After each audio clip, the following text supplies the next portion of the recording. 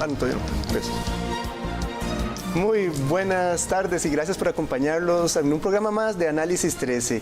Este viernes 1 de mayo es el Día Internacional de los Trabajadores y para conmemorarlo vamos a hablar de un tema que a muchas personas a nivel mundial les afecta en su vida cotidiana y esto es el estrés laboral. Para hablar de este tema nos acompaña la presidenta del Colegio de Profesionales en Psicología de Costa Rica, Ivania Serrano, a quien le doy la bienvenida. Ivania, muy buenas tardes, gracias por acompañarnos el día de hoy. No, el placer es mío, Álvaro. Realmente son temas que debemos de poner sobre la mesa, entonces aquí estoy dispuesta a conversar de el estrés laboral y lo que implica también en el trabajo, en los lugares de trabajo. Claro, es muy importante la salud mental, como lo mencionaba, ya mañana es el Día de los Trabajadores, el Día Internacional de los Trabajadores, y esto es un tema que muy pocas veces se toca, pero que realmente es muy importante. ¿Qué tan frecuente es que se vean este tipo de casos acá en el país? Bueno, yo quisiera empezar dando un encuadre con un análisis de datos que nos provee la OIT acerca de las muertes por año a nivel global. 840,000 muertes debido a factores asociados con riesgos psicosociales en el trabajo. Esto realmente son cifras alarmantes que yo creo que es importante no pasar por alto y que también tengamos esa de alguna manera sensibilidad para poder entender qué es lo que está pasando en los lugares de trabajo. Por otro lado, ¿verdad? Es importante también decir que este estrés que muchas veces nosotros de alguna manera hemos normalizado, porque realmente se ha normalizado que si no te estresas realmente no estás trabajando, y eso es una gran mentira, es una gran falacia. Estamos hablando de que la forma en que estamos trabajando está matando gente. La data realmente es dura. Es una data que nos está diciendo que tenemos que tener un cuidado, que hay una importancia detrás de esto, pero que más allá de la importancia también tenemos que empezar a entender que la salud mental no es un lujo. La salud mental en los lugares de trabajo y en todas las áreas de nuestra vida es una necesidad, pero también es un derecho que nosotros como personas tenemos. ¿En qué momento los trabajos pasaron de ser una oportunidad a convertirse en una carga emocional más bien? Oh, wow. Bueno, yo creo que eso también tiene mucho que ver con la visión de cada una de las personas y la manera también de la elección de nosotros mismos como trabajadores en las áreas de trabajo. Es muy normal y muy frecuente que al no tener un trabajo, normalmente aceptamos cualquier trabajo y no necesariamente es ese que nos va a realizar como personas. Entonces es importantísimo tener claro cuál es el trabajo que sí me llena, que sí me satisface, el trabajo en donde yo me voy a sentir muy bien, el trabajo que realmente de alguna manera nos retribuye a nosotros. Entonces yo creo que es un poquito de la mano con esto, pero también un poco de estos factores psicosociales que nosotros también estamos hablando, y yo creo que en esto de los factores psicosociales es muy importante entender qué es un factor psicosocial, porque quizá tenemos mucha duda de qué es esto, y es básicamente cómo es que se diseña, cómo es que se organiza y cómo es que se gestiona el trabajo en los lugares de trabajo, ¿verdad? Primero que nada, en cómo el trabajo en sí me está satisfaciendo a mí, cómo yo lo veo, cuáles son las tareas que yo tengo, cuál es el uso de las habilidades, tiene sentido lo que yo estoy haciendo en el lugar de trabajo, eso por un lado. Por otro lado, cómo se organiza, y esto tiene mucho que ver en el lugar de trabajo en sí, per se, ¿verdad? Está clara mi función, tengo un manual de puestos, me lo dijeron desde mi entrenamiento, bueno, hubo o no hubo entrenamiento, eso es sumamente importante, tengo la autonomía, o más bien tengo este micromanaging en mi trabajo, y eso muchas veces pasa porque no tengo claro o no me lo han dicho de manera claro, ¿verdad? Y todo eso es un riesgo psicosocial. Y el número 3, las reglas del juego. ¿Están claras las reglas del juego? ¿Están claros los horarios? ¿Son horarios competentes? ¿Son horarios que están dentro de la regulación por ley? Que también eso es sumamente importante. ¿Cómo me contrataron? Yo puedo hablar sin miedo. Por ejemplo, si hay algo que en mi lugar de trabajo no está sucediendo como se supone que debería de suceder, yo tengo la autonomía para poder decir, levantar la mano, hey, esto me está molestando, ¿qué podemos hacer? realmente estoy trabajando más de lo que debería, estoy compartiendo funciones que quizá no son mías y las estoy haciendo porque me están recargando. Otro punto muy importante dentro de estos factores que pueden ser factores de riesgo es que dentro de la claridad que yo pueda tener o no pueda tener, muchas veces pareciera que al buen trabajador de alguna manera se le castiga con más carga laboral y al mal trabajador pues se le desplazan de ciertas funciones, cuando deberíamos de ver cómo hacemos como empresa, como organización o como institución para que las personas que trabajan lo estén haciendo de la manera correcta y estén dando los resultados desde el enfoque del trabajo que cada una de las personas debería de tener. Claro, y bueno, yo le iba a hacer la consulta. ¿Qué sectores son los que más han visto ustedes que se están viendo golpeados por este estrés laboral? Que hay mucho problema en salud mental a la hora de que los trabajadores se presentan con ustedes. Bueno, la data no la tengo clara, entonces no quisiera hablar de una data muy específica, pero sí es importante mencionar que la gente que trabaja con gente son las personas que más rápido llegan al burnout. No es fácil trabajar con personas y muchas veces no entendemos a las personas. Muchas veces creemos que cuando alguien viene a hablarnos o a decirnos algo, tenemos que resolverle a esa persona, ¿verdad? Y muchas veces nos cargamos de lo que otras personas deberían de estar asumiendo en sus lugares de trabajo. Entonces, el hecho de que las personas trabajen con personas y no sepamos cómo gestionar o cómo relacionarnos o qué decir, o qué hacer, o hasta dónde me toca, o hasta dónde le toca al otro, o hasta dónde le toca a la empresa, o hasta dónde me ampara la sombrilla de la legislatura costarricense, por ejemplo.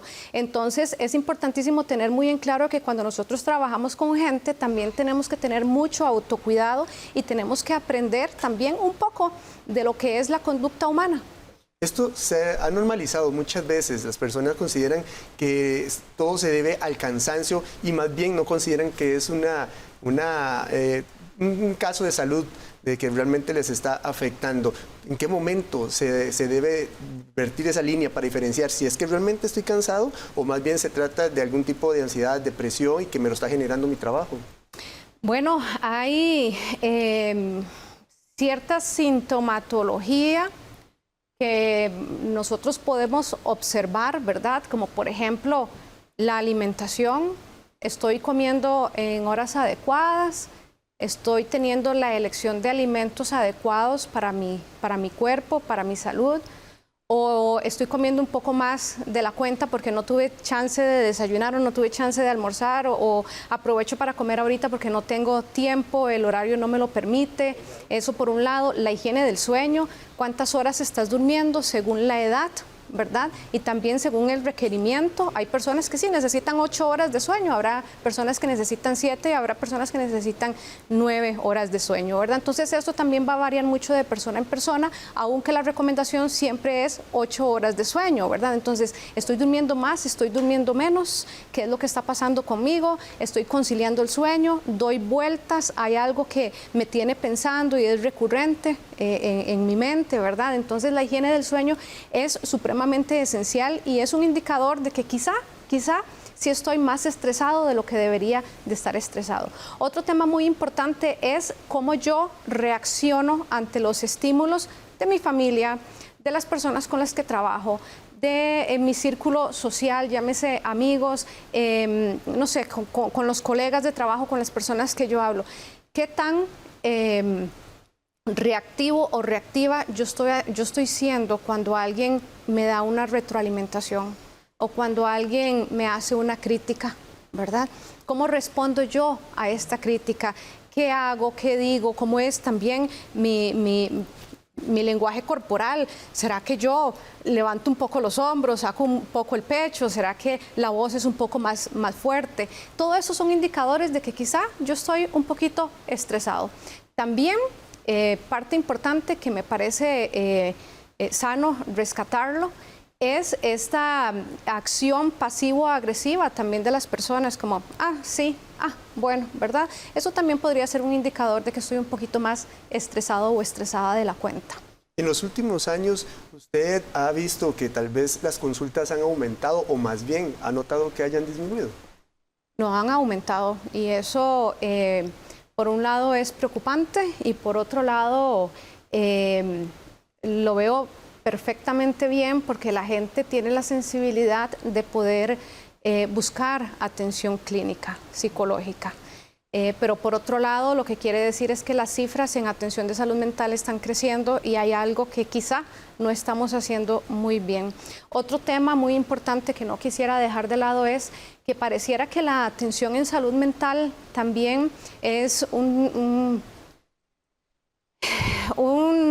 tema de que solo algunos, es un lujo, un privilegio de solamente algún tipo de la clase trabajadora social que puede tener la cantidad económica para ir a pagar a un psicólogo por aparte.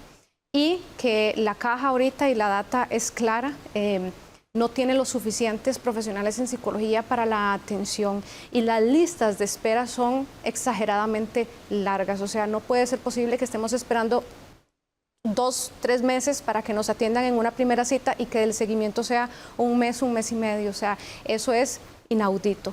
Y la clase trabajadora que sí puede asegurarse, porque sí tiene los medios económicos para ir a atenderse, pues quizá no lo hacen tan frecuente porque la consulta psicológica, lo que nosotros desde el Colegio de Profesionales en Psicología de Costa Rica decimos de la tabla mínima de los honorarios son 30,000 colones más o menos, redondeémoslo a 30,000. Pero ese es el mínimo sugerido. De ahí un profesional en psicología te puede cobrar un poquito más, ¿verdad? Y a veces, redondeémoslo a 40, que puede estar la consulta en la calle, no todo el mundo tiene 40,000 colones para ir a tratarse de salud mental. Entonces, esto no deja de ser también un tema que deberíamos de poner sobre la mesa acerca de la atención en salud mental, que es tan importante, tan necesaria y que no todas las personas tienen acceso y que, como lo dije al principio, la salud mental no es un lujo, no es un privilegio de pocos, es un tema de responsabilidad número uno del Estado, ¿verdad?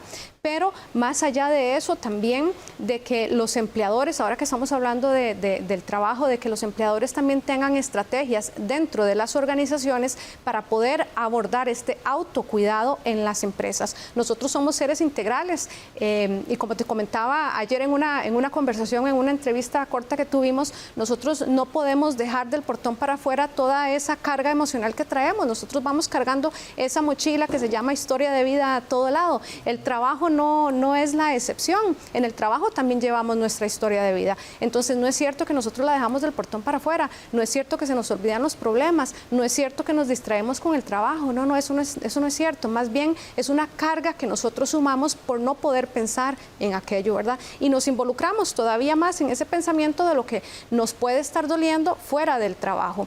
Y así como nosotros también traemos al trabajo nuestra historia de vida, también llevamos a nuestros hogares todo aquello pesado, todo ese estrés o toda esa ansiedad que nosotros podemos sufrir, esa carga de trabajo que podemos estar sufriendo en nuestro lugar de trabajo a la casa. Y pregunto yo, ¿qué culpa tiene la esposa, el esposo, los hijos o las personas con las que yo viva en la casa de tener que aguantar algo que no está bien en mi lugar de trabajo porque estoy trabajando más de 12 horas, por ejemplo? No es sano, no es saludable trabajar más de 12 horas. ¿Cómo ha venido también a afectar el teletrabajo? ¿Eso ha permitido que baje el estrés o más bien lo ha complicado? ¿Ha hecho que más bien vaya aumentando estos casos? Yo creo que tendríamos que hacer una evaluación de tema de teletrabajo para saber cómo andamos. Yo creía que después de la pandemia el teletrabajo se iba a instaurar, pero no fue una realidad. Las carreteras hoy me dejan ver que con el tránsito tan denso que hay mucha gente todavía en la calle. El teletrabajo puede ser para algunas personas un factor protector, mientras que para otras personas un factor de riesgo, ¿verdad? Y esto tiene mucho que ver con la individualidad de cada uno de nosotros. Hay personas que sí, que dicha, que van a la oficina porque pasan o muy solos en casa o porque en la casa las condiciones no son idóneas para hacer teletrabajo, o porque en la casa hay mucha gente y hay mucha bulla y no se puede concentrar en el trabajo, entonces es mejor que estén en su lugar de trabajo, en su oficina o donde sea que desempeñen sus labores de trabajo. Pero por otro lado, habrá personas que más bien quisieran tener teletrabajo porque se ahorran el tiempo de traslado, porque son todavía más eficientes, porque se sienten mucho mejor, porque pueden aprovechar su hora de almuerzo para hacer cortas caminatas y descansos activos, ¿verdad? Entonces todo también tiene que ver mucho con la lectura, uno, de la organización, y dos, con qué es lo que realmente está incentivando a esta persona que yo tengo como colaborador en mi lugar de trabajo. Usted mencionaba ahora sobre la falta de personal que hay en la Caja Costarricense de Seguro Social, pero también sería importante, o hace falta, ¿usted cree que políticas públicas para incentivar y evitar que haya esos problemas de salud mental en los trabajos? Total que la política pública es una de las 3 patas de este banco, ¿verdad? El sistema, o más bien para poder sostener todo lo que tiene que ver con la parte psicosocial y reducir ese riesgo psicosocial, se comprende de 3 patitas, ¿verdad? La primera es el Estado y la fiscalización de la legislatura que nosotros tenemos o de la que puede venir, ¿verdad? Número 2 sería la estructura en temas de salud mental que cada una de las empresas pueda instaurar en las organizaciones. Y el número 3, cómo la persona desempeña su trabajo, la motivación que tiene con su trabajo, pero también la queja y la denuncia que está haciendo cuando algo no va bien. Si alguna de estas 3 patitas del banco disfunciona, se quiebra, algo le pasa, el banco se cae, ¿verdad? Entonces tiene que ver mucho también con estas 3 aristas, con esta visión tripartita de cómo es que debería de funcionar. Otro tema importantísimo, yo creo, es que tengamos muy claro que todas las empresas, todas las organizaciones o instituciones tienen su propio ADN. Todas tienen esa propia identidad. Habrá empresas que un plan de acción sea muy bueno, pero si ese mismo plan de acción yo lo traigo a otra empresa, quizá no sea tan bueno. Tan fácil como decir, un ejemplo, pensemos en empresas. Una empresa que vende servicios versus una empresa de productividad de algún implemento X. No es lo mismo. No es lo mismo como una empresa, igual, vámonos a las empresas de servicios. Una empresa de servicios que vende softwares, que quizá no necesita tanta gente en planta, como una empresa de servicios que distribuye materiales o alimentos y necesita tener gente en planta, ¿verdad? Entonces es importantísimo que dentro de este ADN, de esta propia estructura, de esta propia identidad de cada una de las empresas, también podamos entender que se necesita hacer una adecuada evaluación para saber cuál es el sistema o el plan puesto en marcha que cada una de esas empresas necesita. Ahora bien, imaginémonos una empresa que distribuye productos. No es lo mismo el plan de acción de los obreros que trabajan en planta como el plan de acción de las personas que están trabajando desde la parte más administrativa, desde las oficinas. Entonces, también hasta esa sensibilidad es importante tomarla en cuenta. Esos son muchos factores y por eso es importante entender que no siempre cuando yo voy a ciertos eventos, todo aquello que yo pueda escuchar de un congreso o de un análisis que alguien me está diciendo o de un caso de éxito que alguien me esté trasladando me va a funcionar a mí. Habrá temas que sí me funcionen, habrá temas que quizá no me funcionen, Álvaro. Quería preguntarle, es muy difícil, a veces las personas le dicen, tranquilícese, tiene que tranquilizarse para evitar todo ese estrés, para evitar problemas. Pero ¿cómo hacer para que realmente uno pueda bajar esos niveles para poder tener una salud mental adecuada? Vieras que en el informe de la OIT, precisamente de este año, y hablando de estos factores de riesgo psicosociales, dicen que muchas veces el riesgo psicosocial genera entornos laborales perjudiciales si esto no se aborda de manera adecuada. ¿Cómo nosotros podemos traer esto a a Costa Rica, ¿verdad?